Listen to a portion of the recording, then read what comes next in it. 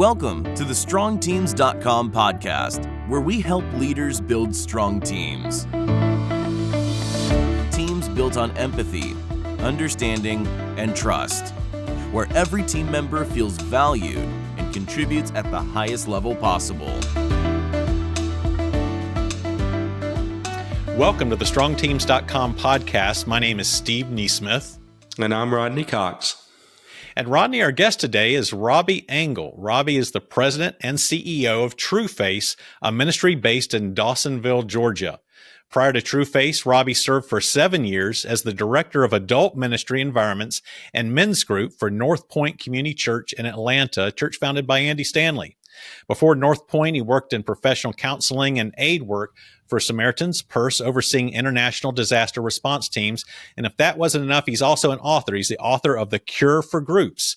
Robby, thank you for joining us today on the StrongTeams.com podcast. Thanks, y'all. I'm really excited to be here.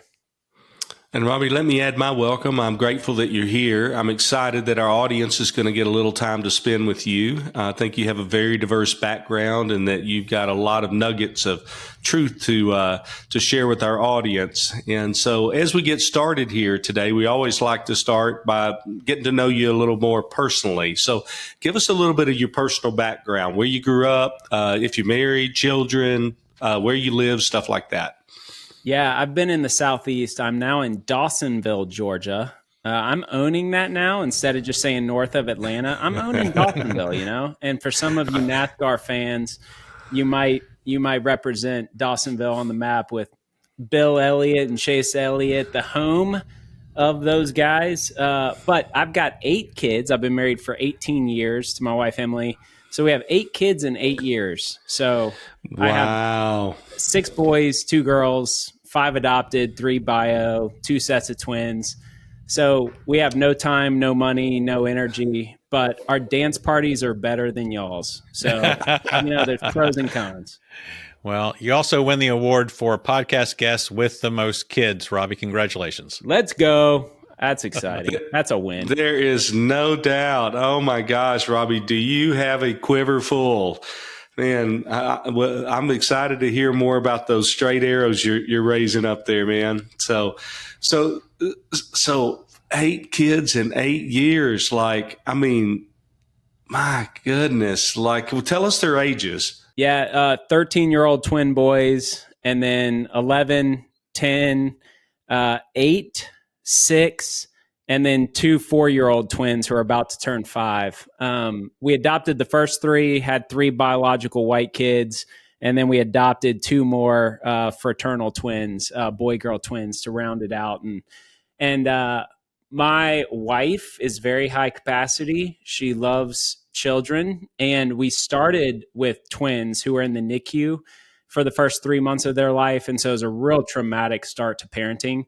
And that did something to dislodge something in our brains, a couple principles out of that 3 months of, God, is my son going to live or not, was that, just the gratitude of having a healthy child was like, who cares about the details? When the first 6 months of parenting was, God, please don't let my son die. The gift of a child who's alive, it's like, who cares if they're reading on a 2nd grade level instead of a 3rd grade level? The kid's alive, and just the ease of, after twins in the NICU, is like, oh, it's easy, a healthy baby. So yeah, it's been a fun ride. Man, can we hear the gratitude oozing out of your heart, man? That's awesome. It doesn't say there's no greater joy than knowing that my children can read, right? It doesn't say that. No greater joy than to see my children walking in fear and admonition of the Lord. That's amazing. So tell us about your ride. How in the world do you fit your family in a car? All right, you got to tell us about the car you're driving. Well, y'all might judge me as a ministry leader. Here's the deal. We had a 15-passenger Ford Transit. It's the only There option. you go. But then I found this deal 3 weeks ago on a retired limo, a Mercedes-Benz Sprinter. That was one of those limos that NFL players ride around in. Yeah. And so it's a 2012, 160,000 miles, but it's got 2 30-inch TVs, surround sound, custom chairs. And so it was like just a little bit more than our Ford Transit. So sold the Transit, bought this Mercedes Sprinter. So we roll around like we are ballers. And my kid, and, I mean, we pull up in this murdered out Mercedes-Benz Sprinter, and people are like, what famous person's about to get out? And then, so yeah, we're like, let's just do it. We're doing a 1-month road trip this summer.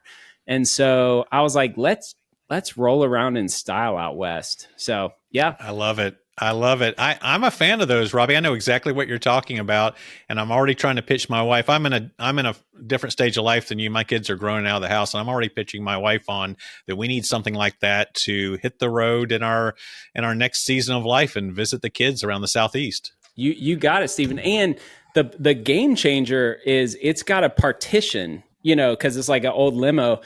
So we hit a button and this partition goes up, and it's like Emily and I are on a date. I mean, it's like soundproof. All 8 kids are in the back. It's a game changer. We're driving around actually having a conversation instead of hearing 3 kids cry.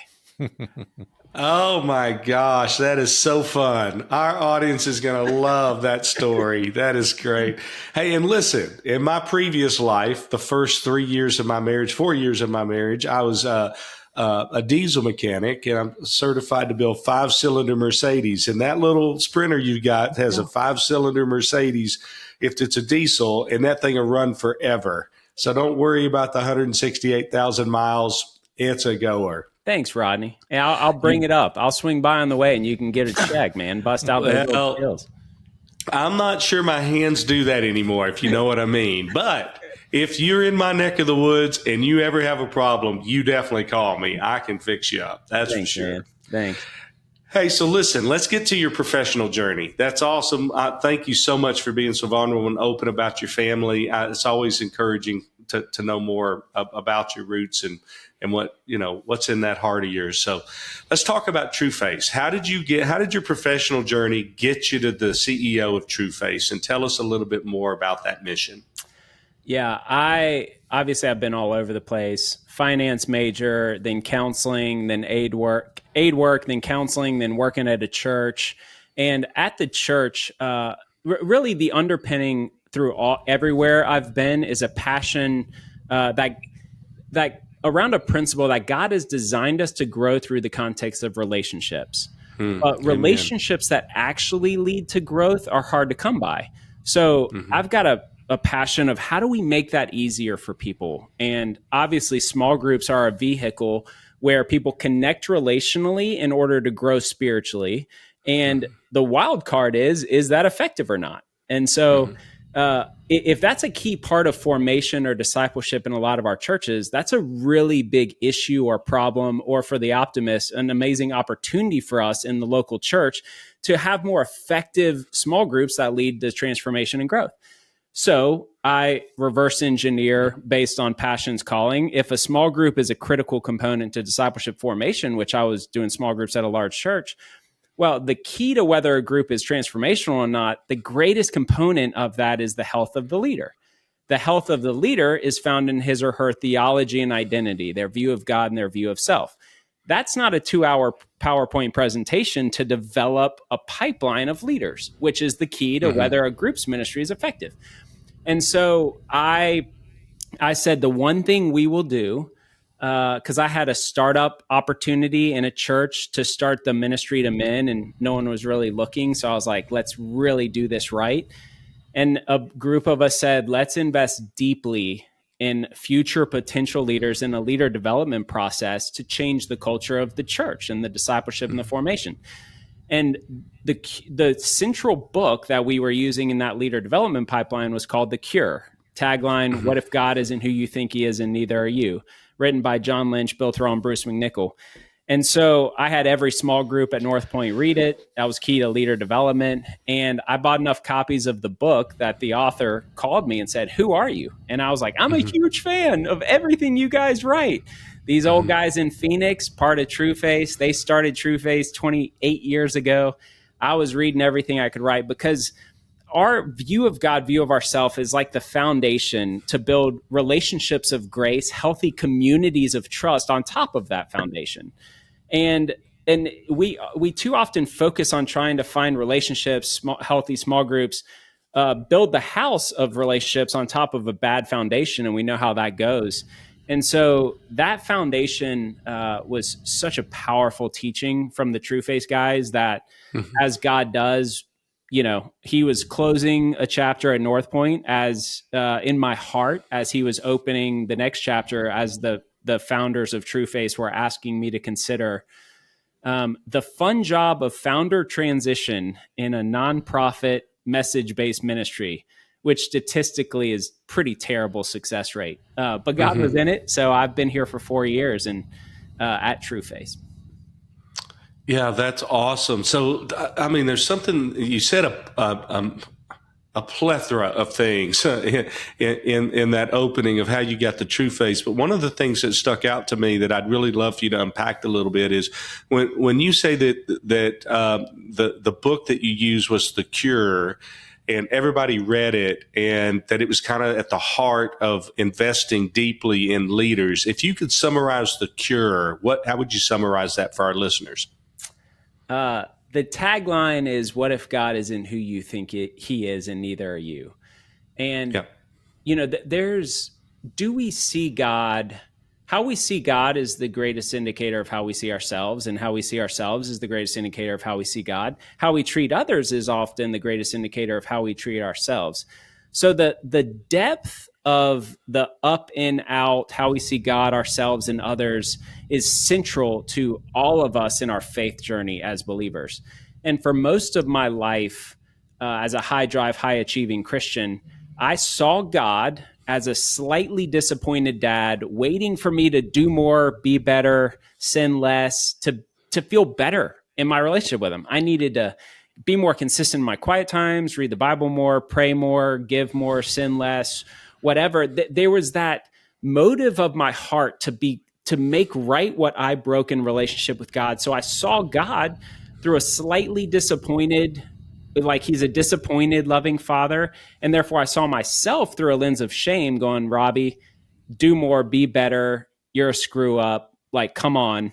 And that affected how I treated others, because I kept them at a distance. I didn't let them know the real me because of that shame. And so that is on one hand, the left hand. On the right hand, if we see God the way Jesus saw him, we see him as a loving father who likes us and he loves us, and he smiles on us and says, there's nothing more or less you could do to change how much I love you. And if we see ourselves the way God sees us, then we see ourselves through a position of security. We have new identities. And there's a quote in The Cure that sums up this principle of the motives of our heart, our drives. And it is, do we see ourselves as sinners striving to be saints, or as saints who occasionally sin? And that is so subtle, but so significant, because if we see ourselves through a lens of, oh, I'm a sinner, I need to do more, be better, then that leads us on the road to pleasing God. That pleasing God leads us to the room of good intentions. A lot of us as Christians wake up wanting to be on that road because it's something we can control, something we can do. The other road is the path to trusting God, which leads us to the room of grace.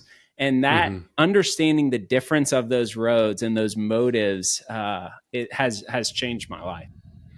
Yeah, it's the difference between here comes Santa Claus, right down Santa Claus Lane, right? And then you better be nice, he's looking. Yeah. And the room of grace is so different than that, right? The room of grace is that Santa Claus has already arrived and he's given you every good gift. And I was a missionary in northern Pakistan, Al-Qaeda territory. So like I was going after it. I'm a high drive, high achiever. And so it was like, if you really love Jesus, there's that little voice like, you'll be Billy Graham or a missionary in Africa. And a lot of people listening to this are ministry leaders. And so like, what is driving us? Is it that low grade, unhealthy theology that I've been fighting my whole life? Or is it out of position of freedom where God doesn't need us to do anything, but we get to partner with him in kingdom work? And it just changes so much about our ministry, our approach, the light yoke, the peace, the freedom that Jesus made possible, that was theoretical for most of my life. I knew about peace and freedom, but if I was honest and slowed down, I did not know about it in my heart. And so I think the journey we're all on is learning to trust more deeply what he did for us and who he is in us, which is the path to peace and freedom. And we can't do that alone. And that is why that is interconnected with this passion of helping people remind each other of these truths of who is God and who are we in the context of relationships, because God has designed us to grow and to remember these things in the context of relationships. Yeah, it's in this theological framework that you speak of, this room of grace, Christ alone and nothing else, right? That really gives us the power and the freedom to walk in the light with each other as he's in the light, and to actually confess our sins one to another, so that we can actually be free from that sin and no longer shame of that sin.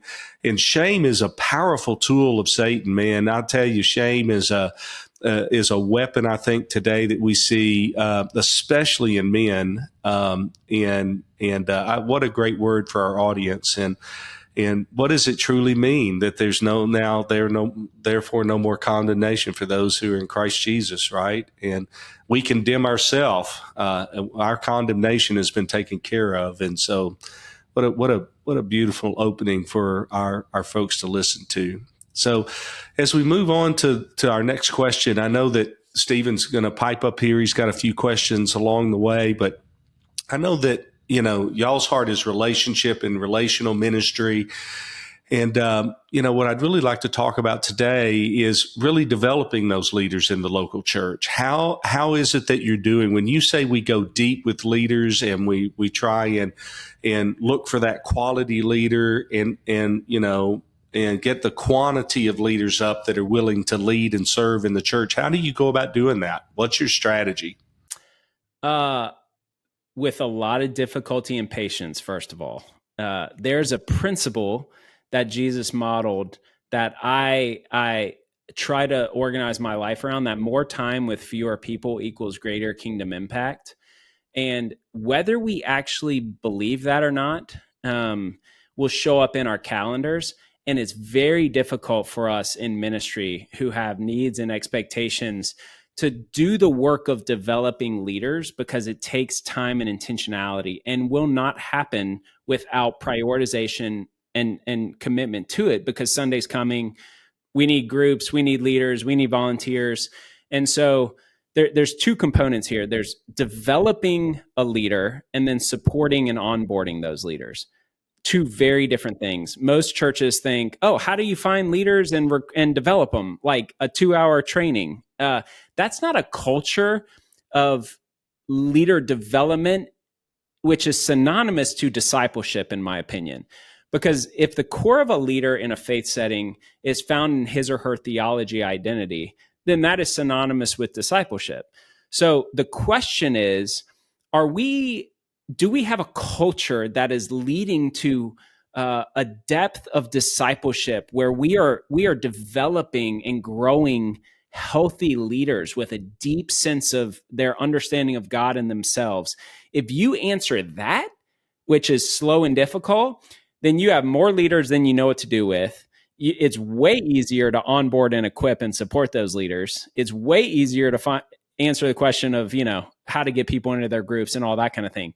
So to actually answer your question about that, the way we did it is we said, okay, what are the principles of leadership? It's connected to his or her theology and identity. It's got to be caught, not taught. You can't PowerPoint it. And leadership that we pick up is experienced, and we can't ask somebody to replicate something they've not experienced. For example, authentic community. If you've never experienced the freedom of being in a high, authentic, vulnerable environment, you can't expect that person to go create and lead a group to experience the depth of vulnerability that's conducive for their spiritual growth. So we said, okay, those are the principles. Leadership's caught, not caught. We need quality and quantity of leaders. It's got to be experiential, and it's got to be around theology identity. That takes time. And so I built an advisory team of a bunch of old guys, and I said, what should we build? Like, what's out there? How do we get ahead of this? Where I would have a problem that I have too many leaders and not enough people to fill their groups, and they're the healthiest leaders in our church. And we decided we would learn from each other, we would study what's out there, learn from them, learn from others, and we would invest deeply over 9 months is what we picked, once a month for 3 hours, in a process of walking with, doing life with a group of 7 or 8 people. And the hope out of that is that they would have a model of leadership, an experience of authentic community, and an environment that is so safe that they can really process their fears, their views of God and self. And the progressive journey over that 9 months is we start the first few months building community and also letting people look backwards and inwards to figure out what's broken and what's not working.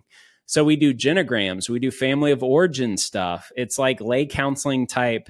Where do I feel behind? Where do I have the harder time trusting God? Because only the sick need a doctor, and too quickly we go to a solution without letting people really understand, do they have a need? And if we go to a solution teaching without them owning that need, they go cerebral with it instead of personal with it. And so once that foundation's there, the middle months, we would help replace lies with truth about view of God and self. So through books like The Cure and Good and Beautiful God and other resources, we help people think about their wrong perspectives of God and their wrong perspectives of themselves to realign those with a healthier biblical understanding. And it's after that foundation of grace that you can then ask, okay, if God is a good God who I can trust with my life, what does it mean to trust him with my time, talents, treasures, relationships? If we do that before understanding grace, it's a sin management, earning, striving. I can do all the gold stars with a wrong motive and not be any further. So that's a progress over 9 months that we did in relationship, underpinned with content, not the other way around, not content driven, of which you get together in relationship to unpack. And it's the same thing that a lot of our ministries are doing. And I used a little R&D for about 10 years to figure out what worked and didn't work and learn from each other. And we built that into a tool to serve churches, that churches can take those best practices of what we learned. And because I think that's the 80-20 in discipleship, the 80%, the 20% of what we do with 80% of the value is leader development. And if we did that slow, intentionally, with more time, fewer people, that is the least sexy, slowest, most difficult thing to do, but that's what changes cultures of discipleship in our churches. Robby, I'm gonna jump ahead a little bit and get down on go from the 20,000 foot view down to the 1,000 foot view and ask just a couple of real specific questions. Is there a sweet spot that you found? Trueface, you guys interface with so many churches and so many pastors.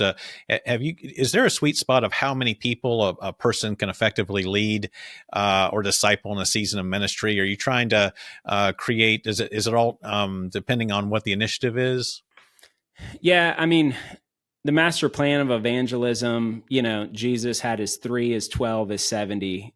Dunbar is a relational, he's like a non-Christian psychotherapist type guy who the Dunbar number says we can have 5 loved ones, 15 close friends, and 50 friends.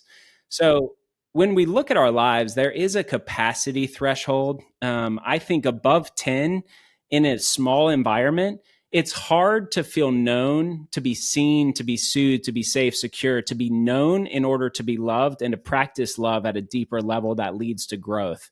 And I think 5 and 6 is easier than 10. But in all of our lives, our different capacity and groupings, we try to orchestrate those and prioritize those to our capacity, which is different for each person. But relationships lead to growth, not small groups. A small group is simply a tool that adds intentionality and consistency in a size that's more conducive to be known and loved. And that's the principal difference of why small groups, not the small group, but the size, I think is powerful. So we all need our 2 or 3 others, and our 7 or 8, that 5 and the 15, those different groupings. And Robby, you probably have covered this with some of your previous comments, but Trueface, you have interacted with a lot of churches over the years. You've got some great experience in one of the country, maybe one of the world's largest churches there in Atlanta, North Point. Can you give us an idea of what a healthy, active leadership development culture looks like inside of a church where you've seen success, where you've had success either with a client church or a client or you've had yourself there at North Point. What does that look like in a nutshell? Yeah, it is rare to find of all the churches I've worked with. And the differentiator is when a leadership team says, we are going to build a supplemental, deeper, higher bar development of future potential leaders.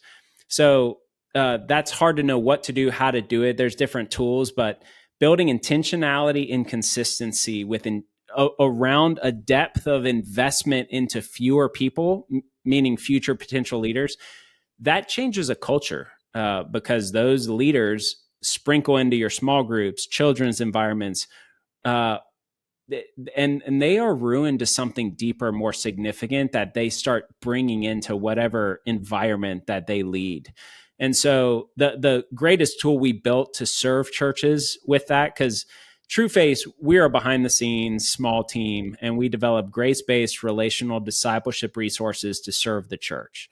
So to make these difficulties of developing leaders, developing disciples, we want to serve the church. And everything I discussed about the 9-month deal is all organized in the Trueface journey. So truefacejourney.com or at the Trueface Life app. This is all free for churches. And we're helping a church white label it right now. First Baptist discipleship. Who cares? As long as more people fall in love with Jesus, that's why we exist. And so, yeah, I've seen churches implement that, and it changes the culture. It did for us.